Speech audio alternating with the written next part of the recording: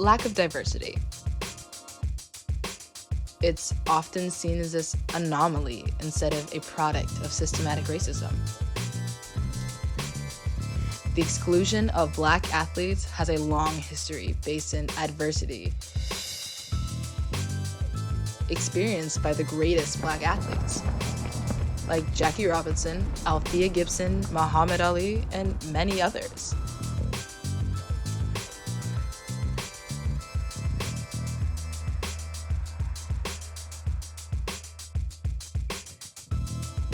I'm an equestrian, and while there has been so much progress done by Black athletes, there are many barriers to true inclusion. I hope by telling my story, I'll encourage others to reach beyond the limits forced on them. Black people do. Equestrian. My name is Zoie Brogdon. I'm an equestrian. I'm 15 years old. There's not really much to it, but yeah, I ride horses. Waking up early in the morning is just kind of a part of it. I have to be strong enough to ride the horse, and if I let my muscles start to relax and get weak, I won't be able to ride my horse. So everything kind of comes down to me wanting to ride all the time. Horseback riding does motivate me every day. I mean, it's like a fun activity. Why wouldn't you want to do something fun? The job I have at Brentwood is creating a bond and connection with the horse to get them to become the best horse they can be.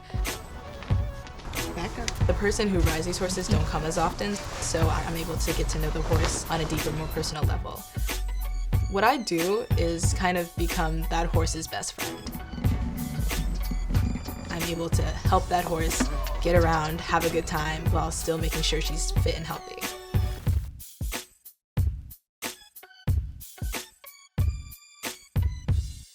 The sport is so expensive, so it takes a certain amount of money to become really introduced into it and to continue with it. Showing is really expensive, and I was very grateful to be given a grant, which is something you sign up for, and then they're able to let you show for free at a certain show. Because showing can cost like hundreds and hundreds of dollars. Just to bring your horse there is a lot. And on top of that, I had to take care of myself. I have to pay for hotel fees and everything that comes in between it, making sure I'm still healthy and safe. So getting into this sport when you're possibly a low-income family is really difficult.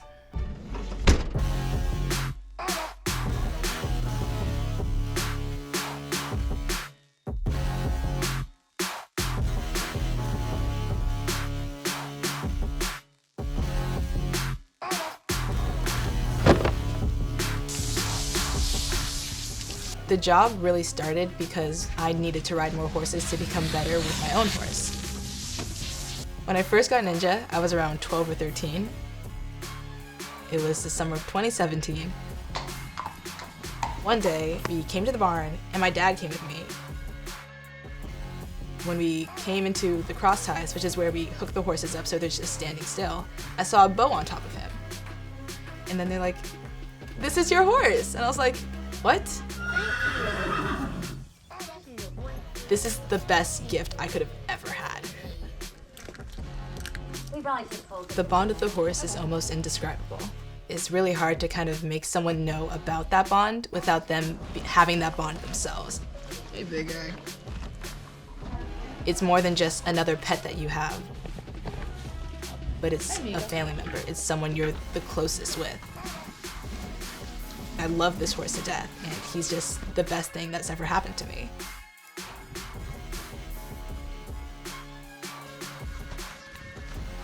Hi, my name is Victoria Faber, and I'm a horse trainer and riding instructor at Sycamore Farm in Malibu, California.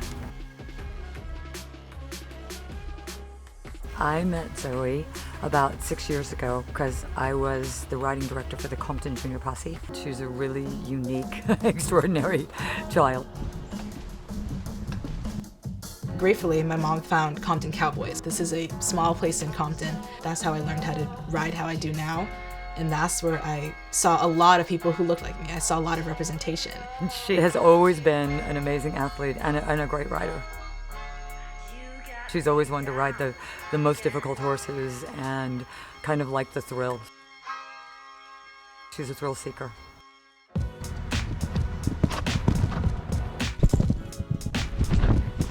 Riding is all about practice. You can't just ride one horse and hope to be the top of your game at all times, because I only ride 3 to 4 days a week at most.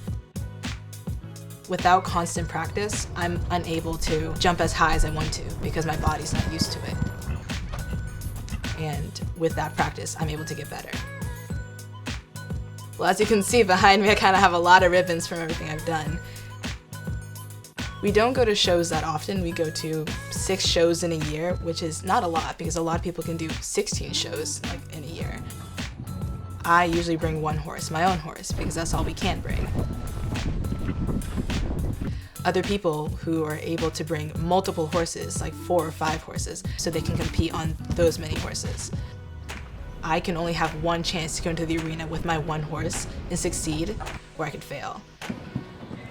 I still can end up on top. Like last year, I got 3rd place in the Horse of the Year award with only 6 shows, while the people in 1st place got 16 and 17 shows.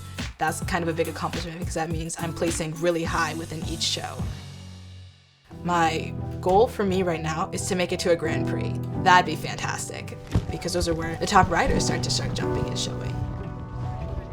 The Grand Prix are their practice for what comes beyond, like the World Cup or even the Olympics.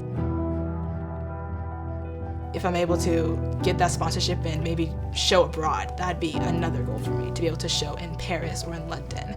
That'd be great.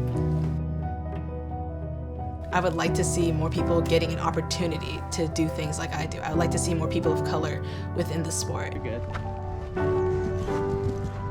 By making this sport less cost-effective, it'd be able to make more people of color be able to come into the sport and then maybe become greater than they ever think they could.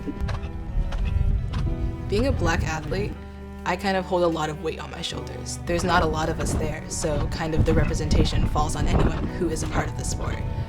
I hope to inspire other young Black girls just like me to be able to chase their dreams and do what they want to do within the sport. I look up to people who look like me, even though there's not many of them. I see them as that guide, that light that says, I can do that too.